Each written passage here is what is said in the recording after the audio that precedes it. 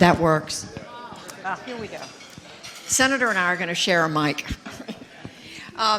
Again, so inspiring to hear from the three of you, the Senator, Ambassador Power, Ambassador Markarova. Just, what I hear you say tonight, I think anyone who's leaving this room is going to go away thinking, not only is this an extraordinary organization, but that there are people doing such critical work all around the world as part of this organization, as part of many of the other organizations you mentioned. You can't leave this conversation without being inspired. Having said that, I did hear Senator Portman say at one point that the world is in a tough place right now. We are facing one country after another where autocracy has been on the march. This has not been a great era for democracy. So why is that? Why is it, do you think, and I'm going to start with you, Administrator Power, why has it been so hard for democracy to get a foothold on this planet that we love, and to hang on to it? What's happened? Well, let me make sure I've got, okay. First of all, let me just say that our conversations about this question and our probing it is incredibly important to do. It is also the meme about democracy's decline is something that the Chinese are spending and the Russians are spending hundreds of millions of dollars every year to propagate this idea that, it's toast. Remember Fukuyama and, democracy's inevitable ascent and so forth?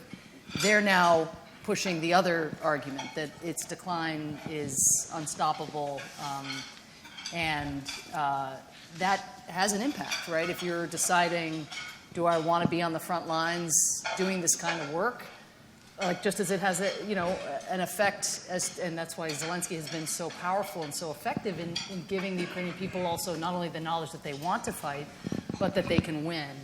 And so I think we have to answer the question, we have to study the question fairly, but at the same time, I also think it's really important to lift up the stories of success, including, notwithstanding the journey still yet to travel for Ukraine prior to this war, the unbelievable strides made between the Revolution of Dignity and what the precipice on which Ukraine stood prior to Russia's tanks and steel raining in. I mean, I think it's complicated. Certainly, China's rise and the ability to lift hundreds of millions of people out of poverty despite being an authoritarian system, and then the ways in which they have used those tools to put a thumb on the scale globally has been a factor in more recent years. But, democracy didn't, in most places, look out for inclusive economic growth. There was a lot of inequality that accompanied, democratic choices, and there were a lot of grievances. I think that nationalists and demagogues in different parts of the world have used to create the impression that there is a simpler way, a tidier way. Democracy, as others know better than me, is messy, and in our system, certainly lately, there's been a lot of paralysis when it comes to doing big things, that do deliver for our people. It's really encouraging, actually. I think a bright spot in the democratic narrative is not only what the Ukrainians are doing, but it's the fact that there has been, thanks in part to Senator Portman, but this bipartisanship, this ability to come together in support of this agenda. Any progress we make, I saw this at the UN, on our own, whether it's on healthcare or on any sort of legislation that seems to be delivering meaningful returns, including in the face of the COVID pandemic, that's the kind of thing that gets noticed. It's like, okay, the flagship democracy in the world is delivering in a manner that makes this, something that we would wish to emulate. So I think a combination of external malign influence of the kind that Senator Portman alluded to earlier, a failure of democracy to deliver, inclusively, and our own democracy having some meaningful challenges, including, even questions now for the first time about peaceful transfer of power and the recognition of results. I mean, that's not going to do our efforts abroad any favors. So hopefully nipping that in the bud would be nice. Senator Portman, what would you add to that? And I'm asking this question because we don't learn from what's happened, and we don't do better unless we understand why things didn't go so well before. Well, I think Administrator Power has identified many of the things that I would say, and she did it very well. I just think what we're missing sometimes is a piece of this, which is that often the drift away from democracy comes from the people. We have to realize that. So populist leaders are being elected all over the world right now. And some of them are Democrats, some of them are not. And all of them, are putting in place policies and ideas that, we find at least uncomfortable. In some cases, becoming more like an autocrat or a dictator. So not to name countries, but you can go to every single continent and find these leaders and find these countries. And I think of in Latin America, we were about to face this with regard to Colombia, one of our strongest allies in the world, and really, to me, it's kind of the core of democracy of Latin America. We've already seen it happen in Nicaragua. We've spent so much time and effort in Central America, and here we are. We're seeing it in Asia. I do think the Quad and efforts like that are important. So bringing India in to the mix as the largest democracy in the world, along with Australia and Japan and the United States, that's very positive. So there's some counter punching going on. But in many of these countries, the people are saying, I'm not satisfied with what I'm getting. And this person is appealing to maybe some of my worst instincts, in some cases, the populist. So we have to recognize that, and I don't think we can really get at the solution without doing so. However, as I said, we also have to realize that there's a new dynamic, which is social media, and it's playing a huge role. And even without it, there'd be plenty of disinformation, but it's so accessible. So when people are feeling disgruntled, it's in part because they're being told they should feel disgruntled, and they're having their views reaffirmed online, and not just in the United States, by the way. This is happening globally, even in the smallest of countries. So I mentioned earlier the Global Engagement Center. We spend a couple $100 million a year to try to be sure that people are getting the truth and be sure that we're supporting journalists. Some of the same NGOs that Tony is working with are supported by the Global Engagement Center. Russia and China spend 4 or 5 times that amount every year right here in Washington, D.C., when you include all of their efforts.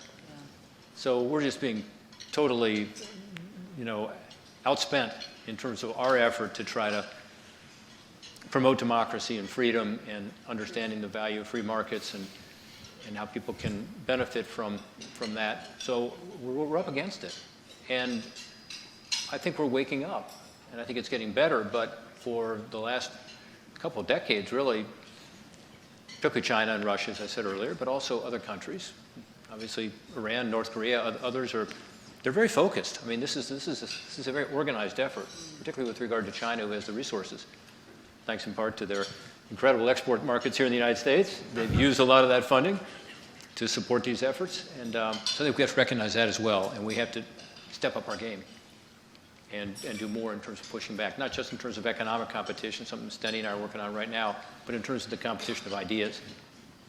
Those are my only thoughts to add to what your good remarks.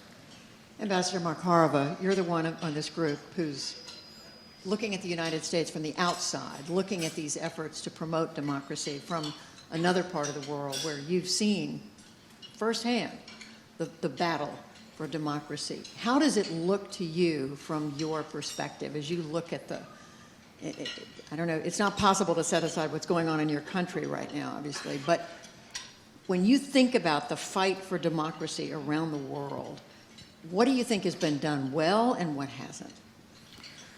Well, looking from our experience of a young democracy, even though with very deep democratic roots, but of course after, again, 100 years of occupation, you don't have your own institutions, you don't know you don't have your own structures even to exercise your democracy. But this 30 years of Ukraine being democratic and the former experience that we have, and I remember from the Soviet Union, and also the fight that we have now, a couple of things became very clear. First, I would disagree that democracies are in decline.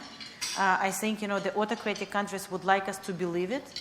But if you look and compare of the countries where you have the democracy and you don't, in the democratic countries, all people participate. Therefore, all people can criticize. So, for example, you would hear people and you would hear different opinions and you would hear people speaking up, and some people would mistakenly take it for all people being disappointed or do not supporting what their country is doing. But that's because what we do in democracy, we can say.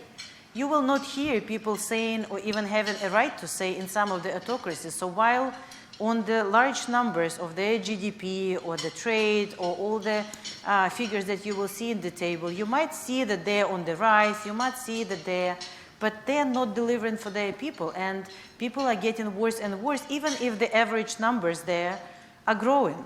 We had a very sad financial minister type of joke about the Soviet Union, that socialism really works and delivers to people, and then you run out of money. So it's very true about the majority of the autocracies. You can only sustain that type of effort if you really rob your people from everything and if you repress your people. So, the lessons learned for us is that you have to work for democracy all the time. You have to fight for it during the peaceful times so that you don't have to fight for it during the war. And yes, democracy is messy, and yes, it's not very pleasant when you are in the government and the activists and journalists, and they're asking and criticizing all the time. But we all have to pray and support it, because that's what saves all of us from sliding into the situations from which so many countries, when they were looking for something totally different, ended up in either fanatic religious regimes or any other type of autocracies. They would probably give out everything to return to their democratic messiness, but it's not easy. In order to get back to democracy, you have to fight. So I think this fight for democracy in the peaceful times, we really have to fight. One of the reforms that really worked in Ukraine is the decentralization reform.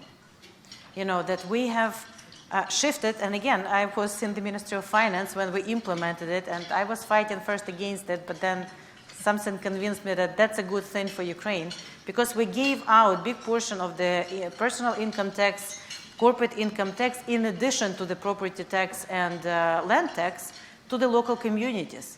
And during these 8 years, we have started this amazing, capable local communities that had their own budget, that started really doing something locally. People started electing their mayors and their local councils, and they had some means in order to listen to people. Now we see it. These capable mayors are leading the fight with their people. We see how Russians are targeting these mayors and local government officials, because they come to the villages and they say, who is the boss here? Let's talk to him, so he turns the side. And the majority of people, of course, there are some traitors, but the majority of people, they say no. And they continue to fight, and they help their people.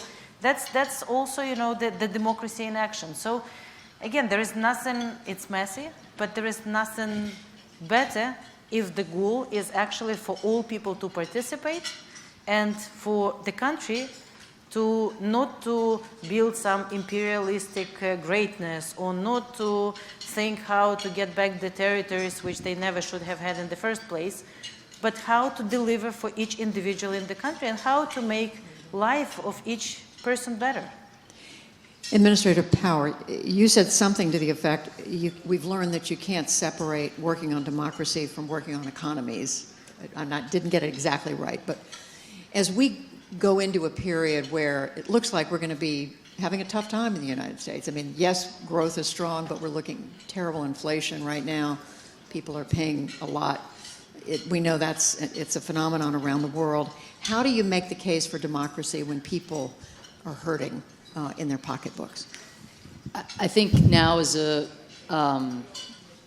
it's sort of a mixed moment, because on the one hand, and I take this approach, this bright spots approach, right, where we at USAID and across the Biden administration, with the support of people in Congress, we really want to do a better job than I think when we look back at past democratic openings that we have done in concentrating high-level attention, in mobilizing private sector interests, et cetera, and in channeling, except we're massively earmarked, but nonetheless, channeling assistance as best we can in a flexible, nimble way. Nimble is not a word often associated with USAID, but we're trying to get there. So it's a moment where that's the approach that we would like to take. In those very same countries, and I just had a conversation with the President of the Dominican Republic, who's a great reformer, very, very much bucking the trend in the hemisphere. And, you know, he was just describing his fiscal challenges right now. I mean, his budgetary challenges, the need for subsidies when it comes to food, when it comes to fuel, when it comes to, in the agricultural sector, fertilizer. And I'm going to Zambia and Malawi in a week or two, and those are the two of the great bright spots in Africa, really elected on this anti-corruption platform. And these leaders, it would be hard enough if all they were doing, if all they were was shackled with the debt that the previous administrations had incurred to China and the payments on those debts. But now they have all this, thanks to Putin in part, but also thanks to some pre-existing conditions of the pandemic and climate shocks and the like. So again, on the one hand, to your point, it's a really hard moment for us to actually mobilize sufficient resources, not only to meet the moment in the way I was describing in my earlier remarks, but to offset some of the very, very difficult challenges that every government is facing, but every government includes reformist governments who are really conscious in a way that a generation ago, to the senator's point, I don't think they were, that there need to be quick wins, economic returns, et cetera. So that's the bad news, and the answer is we need to do more than mobilize public sector finance. Again, there need to be more stakeholders in filling the gap between need and resources in a crisis. The good news, just very briefly, and that I feel like we're missing as we talk about democracy's decline or even talk about bright spots, is that we now have Exhibit A and B in what Russia and China are doing as to the pitfalls of unaccountable governance. I mean, you know, whether it's the early handling of the pandemic in China or just what the country has gone through in these recent months, which we don't have to dwell on, but you know, where there's no internal debate allowed at all, you can tell, because of the policies that are put in place and the economic and, you know, personal effects of those policies. But alongside that, in Russia, I mean, we all in the private sector here, there are books written, you know, about the dangers of groupthink and the importance of diversity in the boardroom and this and that. If you want to see the whatever the antithesis of diverse thinking and, you know, teams of rivals and so forth, look at Putin at his long table and see the results for not only the Ukrainian people, but also the Russian conscripts and the mothers who can't even figure out where the hell their kids are, never mind that they're not coming home, you know? And yes, the Russian economy is showing some resilience here or there, but you know, just the export controls alone in terms of the damage of that, the migration of so many large multinational businesses. So the economic effects of this on the Russian economy, which had dined out on this petro, you know, basis foundation for a long time, you are going to see the results of unaccountable governance, of not having people say, no, actually, Mr. President, we think they will fight. No, Mr. President, I don't think our military is fit for purpose at this time. And now, Mr. President, we're actually running out of this or we're running out of that. Those conversations are not happening. And so we are actually going to have, notwithstanding their efforts to portray it otherwise in their billion-dollar multimedia campaigns, which the senator is absolutely right to highlight the discrepancy there, but the facts of what is unfolding, the facts, you know, we need to do more with them as well in lifting them up, because this is a moment that exposes, if not the perfect virtue of democratic governance, which of course is messy and the others have made the point, but the vice of an utter climate of impunity and a lack of accountability and how that affects decision making. You think this is delivering for the people of the two largest authoritarian countries in the world? It doesn't seem like it. We hear, Judy, Senator Portman. Just one thing I want to throw out, because I think Samantha makes a really good point about the fact that we need to talk about, you know, the reality of what's going on in these countries that are run by authoritarians and compare it, to those, as the ambassador said, who are in freedom-loving countries that provide more opportunity, economic and otherwise. So think about this. I'm the ranking member on the Homeland Security Committee, so I follow what's going on at the border very carefully. And right now at the border, there's something very interesting going on, which goes to your point. People are voting with their feet and leaving Cuba, Nicaragua, and Venezuela in huge numbers. And you may not know this, but they're coming to our southern border, and we're allowing them in because of our laws and the way we treat it. That's another debate we should have. But the fact is, Colombia has 1.6, maybe 1.7 million refugees from Venezuela. Another million have probably come up through these Central American countries toward the United States. Some are in Ecuador and elsewhere. But this is happening because people, despite being told that, as an example in Cuba, that they can't do it, they are leaving, and as quickly as they can. And yes, they're coming for economic opportunity, but it's more than that. They're coming because their countries have been destroyed economically and otherwise in terms of their freedom. So that's something I think we should talk about more, and somehow I don't see that. Now, we have a media personality here who has great influence and power, and the NewsHour will probably do a show on this really soon, from what I can tell. But it's a message to the rest of the world, too, to say, look, when people have a choice, they choose freedom. What should the United States, you brought the subject up, Senator. What is the United States' responsibility to those people?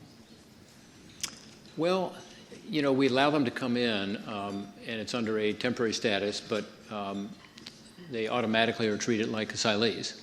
And I think that's appropriate.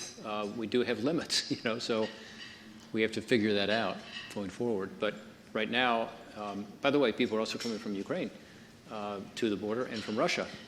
One thing that Samantha didn't mention is all the Russian people who have left, not just the companies who have left. I mean, they have a brain drain going on there, and it's partly because the people are aghast by the war, and that's maybe more of the celebrities you hear about, the professional sports or dancers or other artists, but they're just people who are smart are leaving because they realize that this is a dead end. And I just don't think we advertise that enough and talk about that, not just to let Americans know that we're pretty fortunate, but to let the rest of the world know that democracy is the way up, and these authoritarian regimes are not serving their people, as you said. The night is getting on. I'm just going to ask two more questions, one for you and one for you, Ambassador. Senator, I can't not ask about the January 6th hearings. How important is it that this country gets to the bottom of what happened, holds accountable those who are responsible, in order to send a signal to the rest of the world that our democracy is strong and that this kind of thing is not going to happen again? Well, I think it's important. We need to get Steny up here to provide the rebuttal for what I'm about to say. And I don't want to get him in trouble, but he may agree with me. But I think it's unfortunate the way the committee was put together. And I'm one of the people that got in trouble with my Republican colleagues as I voted for the independent commission, as did Steny and many others. But the difficulty is, it's kind of like what I said earlier about the fact some of these populists are being elected by the people. You look at what's happening in Brazil, or may happen in Colombia soon. And so, I mean, I think it's difficult to change people's minds about the situation on January 6th if they view this as a partisan process. And when you don't accept the members of the Republican leadership because, you believe that in the case of Speaker Pelosi, they're not appropriate members of the committee, it gives the impression of being a very partisan exercise. So there are two Republicans on it, but they weren't the selections of the Republican majority. Minority in the House, but the majority of the Republicans. So I think that's problematic. But that's not really your question. Your question is about the rest of the world, and absolutely. We did a study in the Senate. It was done by the Homeland Security Committee and the Rules Committee. It was bipartisan. Amy Klobuchar, myself, Gary Peters, and Roy Blunt. And we did a thorough study on some of the lapses that day, and I think that was well received, but frankly, it wasn't controversial enough to get much media attention. So you probably didn't hear about it, or if you did, you've moved on. But But you know, we did a 6-month investigation and came out with, I think, some very helpful suggestions, recommendations, reforms. But I do think it's important that we get to the bottom of it and get to the facts. Do you think we will? Yes, but again, it would have been better had it, in my view, had it been an independent commission and or a truly bipartisan effort. We can give Mr. Hoyer a chance to weigh in if he wants to. I don't know whether he gets special dispensation because he's on the board. But birthday. if not, we'll move on. Ambassador Markarova, people look at the people of Ukraine and just, as we've done this evening, marvel at the courage, the ability to stand up to this horrible tyrant death machine that's descended on your country. What is it in the fiber of the Ukrainian people that has given you the spine, the backbone to do this? I think we all want to understand that, because that has to be at the core of what democracy is all about. Well, first, I think it's who we are. I mean, Ukrainians have always been like that, but the whole world always saw us through the eyes of Russian propaganda, again, for the past 400 years. So the studies, the history books, and everything else. But this is who we always were. And from the Kievan Rus, through a very difficult centuries until we lost our statehood in 1708, we always lived like that, elected, from the history books, elected our officials, changed them on a regular basis.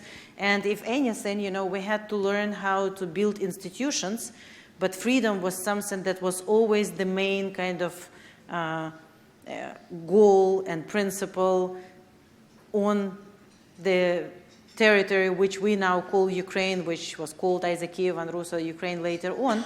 To the point of anarchy, there were periods in times when every village ran itself, and it was so that first, this embedded freedom kind of in genes. Second, we have had a very rough history. If you look at the 20th century, from the first, when we became independent in 1918, together with Finland, by the way, who we really hope and support that soon will become member of NATO together with Sweden. But we were together in the League of Oppressed by Russia people. We fought for independence. We became independent in 1918. And unlike, again, Finland, we didn't build our own army, and we lost independence in 2020. What followed after that? Holodomor in 1932-33, almost 10 million people slaughtered by Russians. All millions sent to Gulag before the World War II. When the World War II was started by Nazi and Soviet regimes, Ukraine was 80% of the theater of the World War II was fought on the territory of Ukraine and Belarus. Everything from Holocaust, and the Jewish population of Ukraine is as Ukrainian as any other. These were our brothers and sisters who were killed on the streets, in Babin Yar, in all the horrible places. So our history was we never had 10 to 20 at least years of actually living peacefully, even during the Soviet time. So we know very well what happens to us when we are under occupation. And following that, and following the independence in 1992, we got another experience. We had 30 years of living for the first time in the previous 400 years in our own country for the first time. Yes, we've made a lot of mistakes. Yes, we have elected wrong people in the past to lead the country.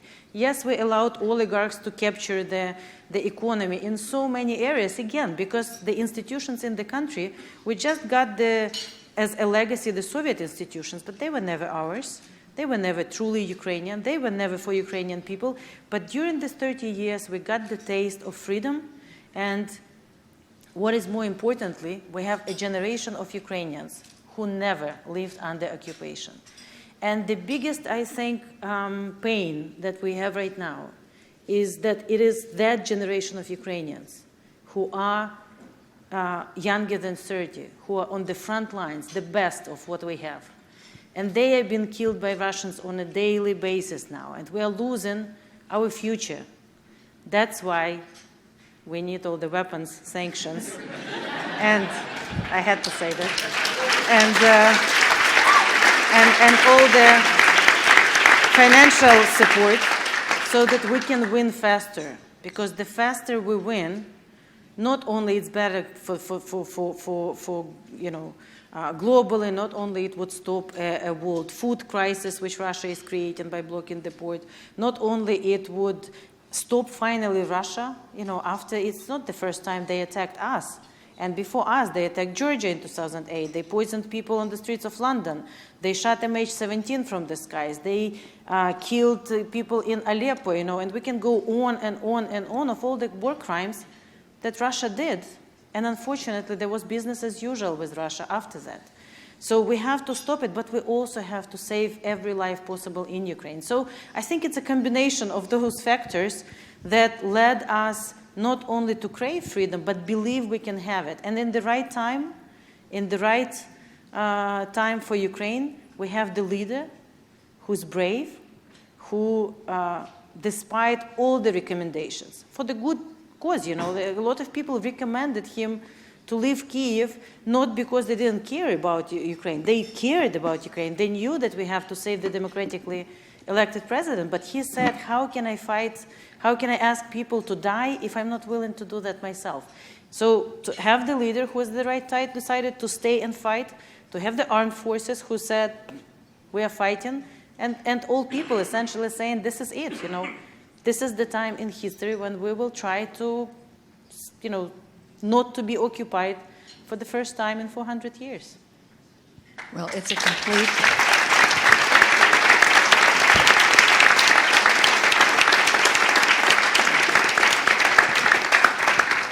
a complete inspiration. Thank you again, and congratulations to each one of you. Thank you so much. Thanks, Judy. Thank you.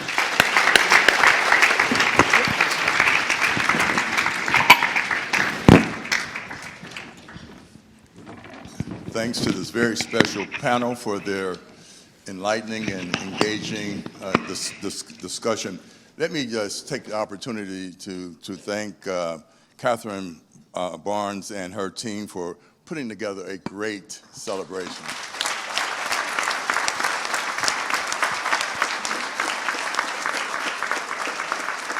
My wife of 54 years said, why would they put you at the end of the program? And I said, what are you talking about? She said, you're a generalist. I said, what? She said, well, generally speaking, you're generally speaking. And I said, what does that mean? She said, that means that you're saying more and more about less and less. So let me just say this.